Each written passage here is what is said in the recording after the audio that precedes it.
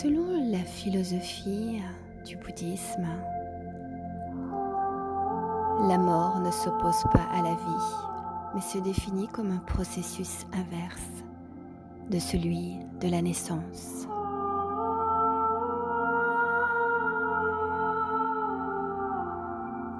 Cette conception caractéristique d'une vision spirituelle de l'existence s'ancre profondément dans une réflexion sur la condition humaine et la possibilité de s'affranchir de la souffrance. Dans le bouddhisme, en effet, tout effort de compréhension et d'explication philosophique a une visée soteriologique et débouche sur une pratique spirituelle libératrice. La mort apparaît à tout un chacun comme une séparation douloureuse, une rupture d'équilibre, voire une injustice. Bref, comme une manifestation évidente de la souffrance qui est notre lot. Or, le bouddhisme est né de l'expérience et de l'enseignement d'un homme éveillé, le Bouddha, dont la quête était essentiellement motivée par la compréhension du processus de la souffrance et la possibilité de s'en délivrer définitivement. La mort occupe donc une place centrale dans les préoccupations de la philosophie bouddhiste.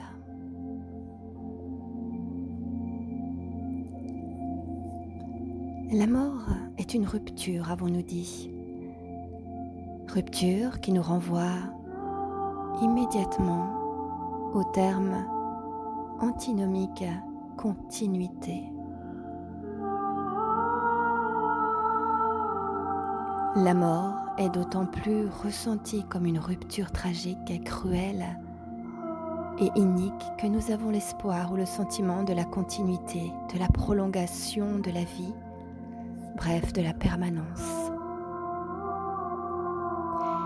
Pourtant, à bien y regarder, la permanence n'est guère une caractéristique de l'existence. Elle n'est qu'une impression trompeuse, liée à une tentative toujours renouvelée d'éviter la souffrance du changement. C'est précisément le changement qui est omniprésent, tant en nous que dans tout ce qui nous entoure. Notre corps change chaque jour. Nos sentiments et nos humeurs varient à chaque instant. Tandis qu'à l'extérieur, les saisons passent, le temps change. Les enfants grandissent et les adultes vieillissent, les uns naissent tandis que d'autres meurent.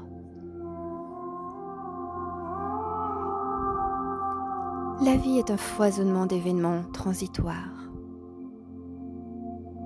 un bouillonnement d'impermanence.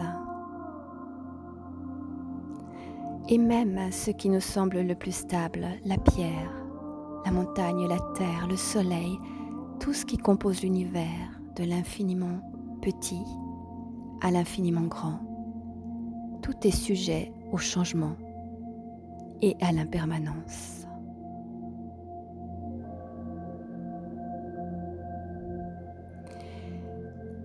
Parmi les 3 types de souffrance, identifié par le Bouddha dans son enseignement des 4 nobles vérités, figure la souffrance du changement. Or, il y a précisément souffrance, parce qu'il y a refus, négation de l'évidence, de l'impermanence. Tout se passe comme si nous ne voulions pas voir ce fait de l'existence. Et s'il nous angoisse tant, n'est-ce pas parce qu'il remet en cause ce que nous croyons être le fondement de notre vie, nos buts immédiats et matériels, mais aussi notre sécurité, notre bonheur, notre pouvoir et notre désir d'éternité.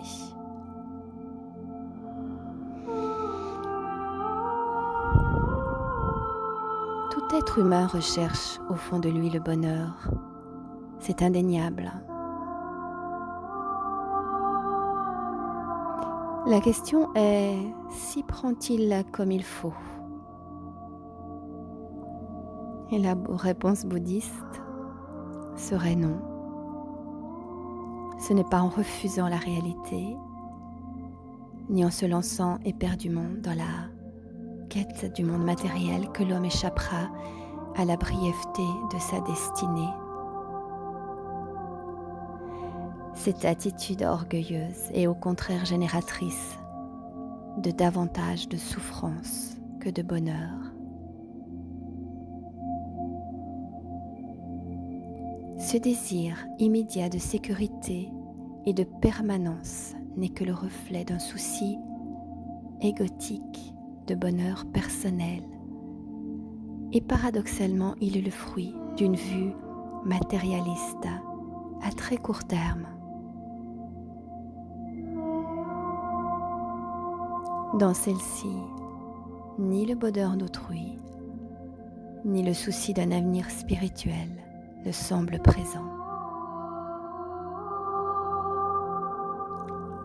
C'est l'ignorance fondamentale de notre vraie nature qui est à l'origine de cette vision illusoire, génératrice de tourments sans fin.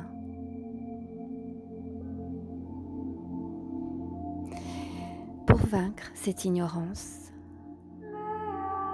l'acceptation de l'impermanence est une première étape.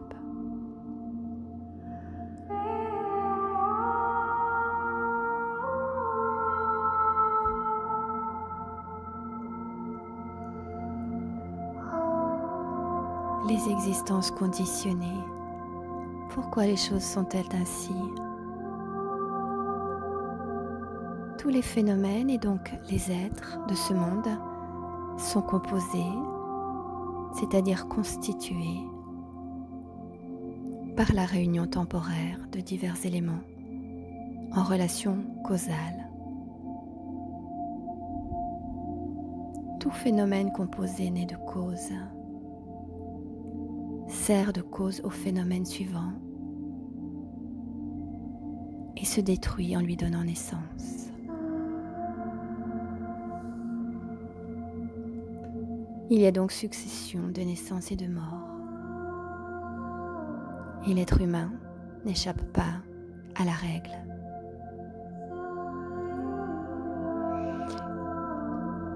Le nouvel individu est conçu lors de la fusion du spermatozoïde et de l'œuf, de l'ovule, composé des éléments matériels du corps, sensations, de perception, de programmation inconsciente et d'une conscience immatérielle. Il naît, grandit, mûrit, vieillit et enfin meurt. À sa mort, il y a désagrégation du composé et ces éléments se combinent à d'autres phénomènes. Il n'en saurait être autrement. La causalité domine le monde et implique le changement constant de tous les phénomènes. Et à bien y regarder, pas une seule chose ne demeure telle qu'elle est, plus d'un instant.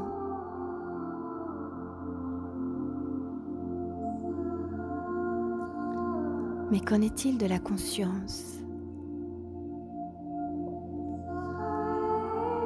Immatérielle, constituée d'une succession d'impulsions instantanées et subtiles. Elle poursuit sa route vers de nouvelles combinaisons et de nouvelles vies.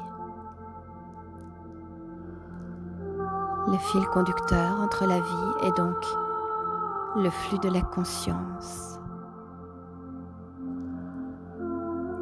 Et le moteur qui la pousse à s'unir à un nouveau corps est encore une fois la causalité. Mais cette fois-ci, la causalité en question dépend de la nature des actes de l'individu. Elle est donc chargée d'une valeur morale karma signifie acte. Notre conscience individuelle est à l'origine de nos actes. Elle commande nos paroles et notre corps. Mais elle est elle-même sous l'influence des émotions qui la traversent. Le plus souvent, nous nous identifions à l'émotion sans réfléchir. La colère monte et nous sommes en colère. Le désir nous envahit, etc. Ces impulsions émotives nous poussent à agir physiquement ou verbalement. L'ennui, ce sont les dégâts possibles de telles actions sur autrui. Colère, désir, indifférence, orgueil, jalousie sont autant de passions égoïstes créatrices de souffrance pour soi-même et les autres.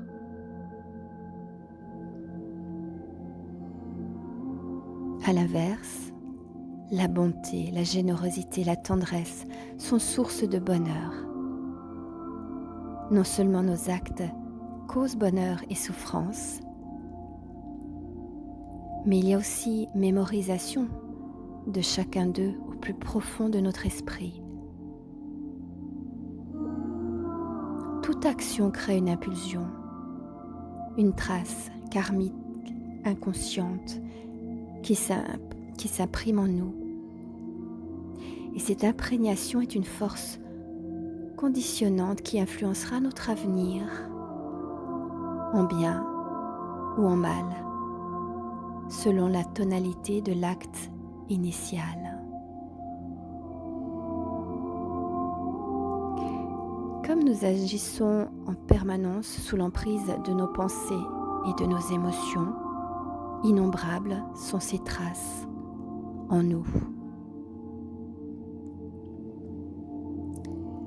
La répétition des mêmes actes crée une force d'habitude, des tendances à agir de la même manière.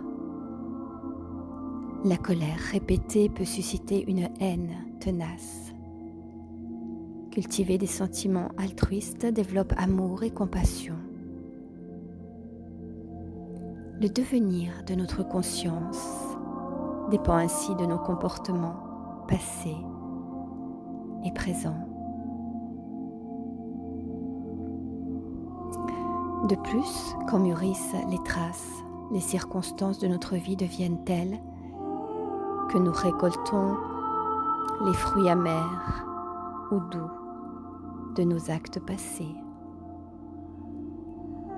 Tel est donc le karma.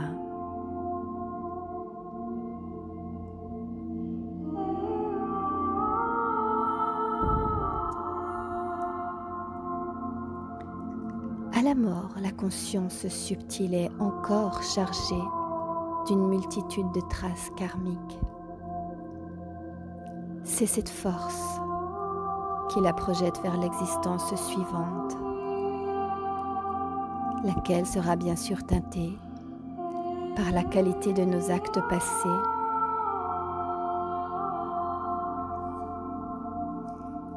Ce phénomène est appelé transmigration de vie en vie ou samsara. C'est à proprement parler une errance créée par notre aveuglement.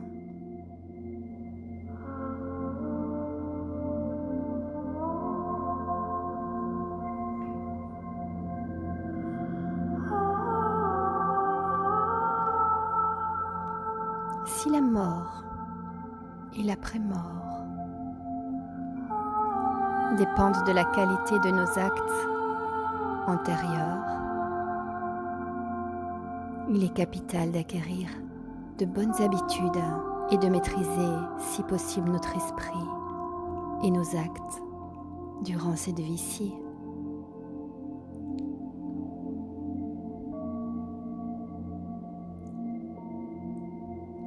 Et si nous voyons cette existence comme une préparation,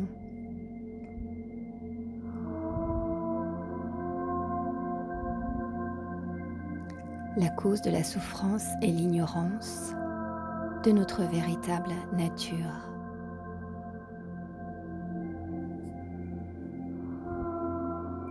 Ne sachant pas qui nous sommes, nous nous identifions à notre sentiment du moi, lequel, pour survivre, manifeste diverses émotions.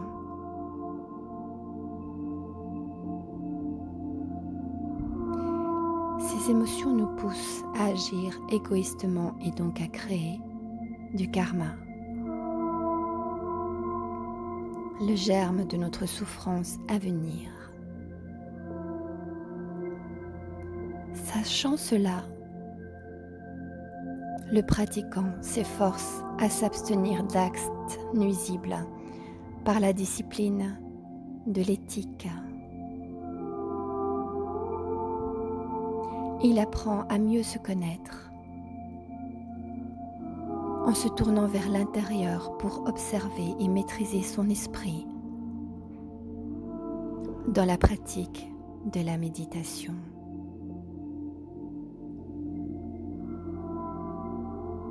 Il étudie, réfléchit et applique en développant ainsi la sagesse. Il peut ainsi mener une bonne vie et donc avoir une bonne mort, garante d'une meilleure renaissance, ou mieux, de la libération définitive de la souffrance s'il atteint l'éveil. L'éveil qui est la dissipation de tout conditionnement, apaisement de toutes les émotions perturbatrices et épanouissement de toutes les qualités de notre être véritable.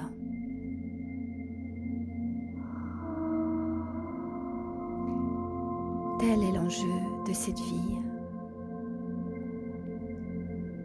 La mort étant le fidèle miroir de ce qu'aura été notre existence.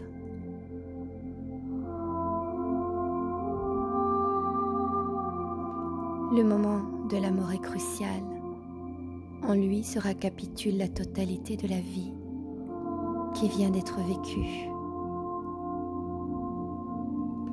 D'où l'importance de régler litiges, dettes, rancœurs, conflits avant les derniers instants.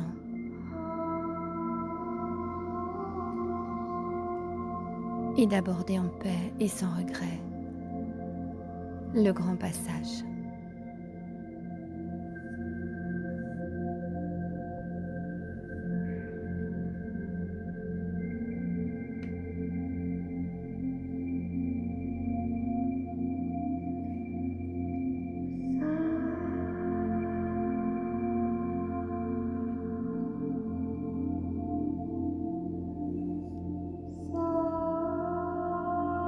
La mort n'est point notre issue, car plus grand que nous est notre désir, lequel rejoint celui du commencement, désir de vie.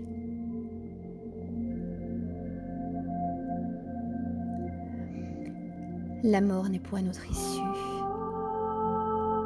mais elle rend unique tout ceci. Ces rosées qui ouvrent les fleurs du jour, ce coup de soleil qui sublime le paysage, cette fulgurance d'un regard croisé,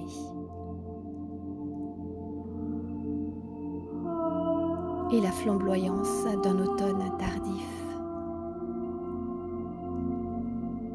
Ce parfum qui assaille et qui passe insaisi. Ces murmures qui ressuscitent les mots natifs.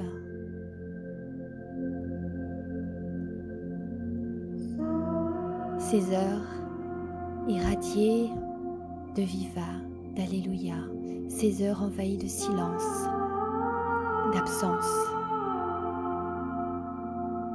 Cette soif qui ne sera jamais étanchée. Et la faim qui n'a pour terme que l'infini.